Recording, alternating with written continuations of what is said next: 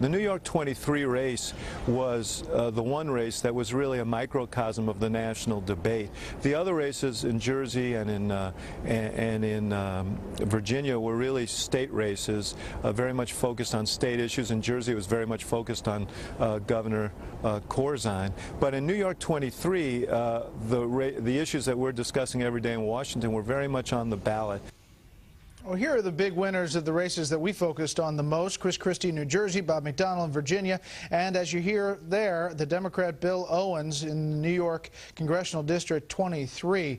How does that translate to the president? Here's the latest Gallup approval rating polls at 50%. Approve, 43% disapprove. This is the latest today. And what does this election mean for this White House? Let's bring in our panel. Fred Barnes, executive editor of the Weekly Standard. Mara Liasson, national political correspondent of National Public Radio. And syndicated columnist Charles Krauthammer. Fred, it's not a surprise that the White House wants to hang a hat on New York 23. I know, because the Democrat would. You know, I've known David Axelrod for a long time. He was a great reporter. He covered City Hall for the Chicago Tribune. He knows better. But, you know, now his job is to spin because something quite different happened. Charles talked about it last night, in fact, and that is that the Obama star is expiring. The margin that he brought to the Democratic Party and to their other candidates is gone completely. And just think if John Corzine had been reelected governor of New Jersey, and he lost by, what, 4 points. If he'd been reelected, David Axelrod would be there claiming credit for the president, because the president did spend a lot of time with Corzine. Sunday, 2 events, and Corzine really wrapped himself all around the president, and it didn't help. And Creed Eads in Virginia did a little of that too, and it may have hurt in Virginia, which is one of the reasons why Deeds had such an on-again, off-again relationship with the president. But here, there are a couple things that happened, and one big one, and that is that the Republican Party turns out to be a competitive party now, which we didn't think was true 5, 6 months ago, 3 months ago.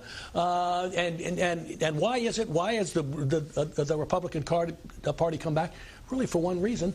They've attracted independents and suburban voters. Those are the ones who've been drifting away in the last couple of elections. There are tens of millions of them, and Republicans won them overwhelmingly in New Jersey and in Virginia.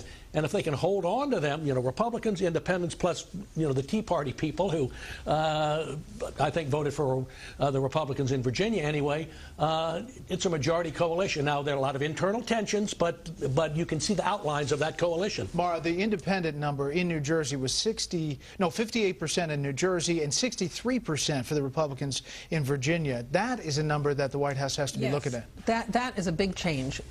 There's no doubt that these races can be overanalyzed, but there is so much in these races, lessons for both parties.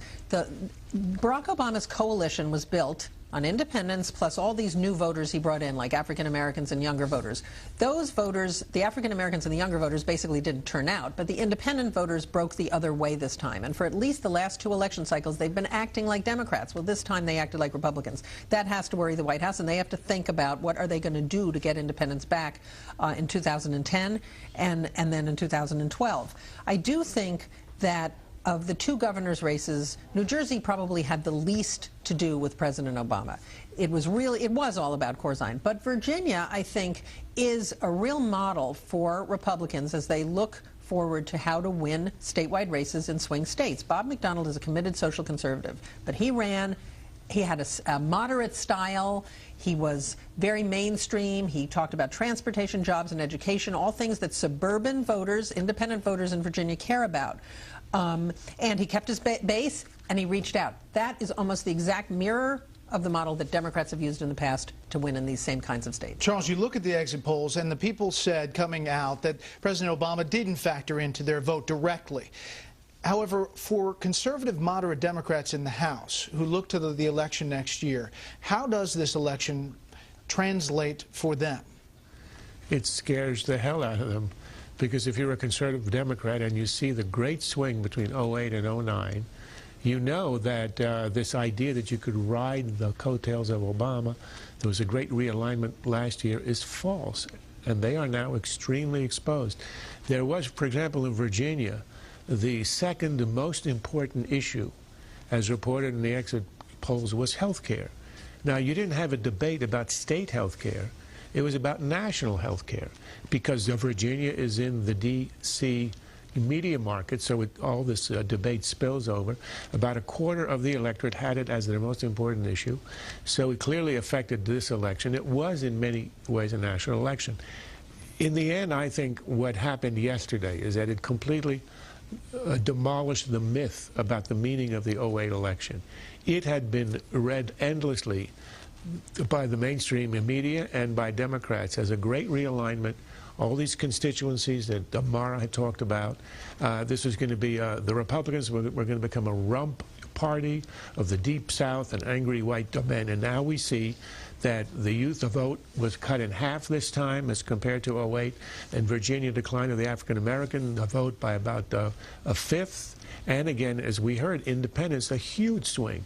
Obama had gotten a slight edge in Virginia in independents. Yesterday, there was about a 30-point swing in favor of Republicans. So all these elements of the great new constituency and the great new FDR-like coalition disappeared, which means that 08 was an anomalous election. It was not a trend. It was not a new era. It was a one-shot, one-off election where all the stars were aligned in the Democratic favor, and you had a charismatic candidate and the first African-American who ascended to the presidency. 08 was an anomaly. 09 is the norm. Fred, we talked about it yesterday. 49 congressional districts John McCain carried. In those 49, they voted for House Democrats. Those 49, he carried overall 193. But so those 49 congressmen or women, they have to be looking over their shoulder, I guess. Sure they do, and you know, Virginia is a good example of where they ought to be scared, because there are three freshmen, one in Virginia Beach, one around the Charlottesville area in central Virginia, and one in northern Virginia, whose districts were won overwhelmingly by Bob McDonnell, the Republican, and he ran. He may not have run on social issues, but he did run on conservative economic issues, on transportation and taxes and spending. It's very easy. President Obama knows how he can win back independents. It's very simple. All he has to do is change his policies completely on spending, on the deficit, on taxes, and on health care. If he did that, that's a simple solution. Yeah. While Iran stalls the UN nuclear fuel and beats down anti-government protesters, it allegedly tried to ship weapons and missiles to Hezbollah terrorists. We will talk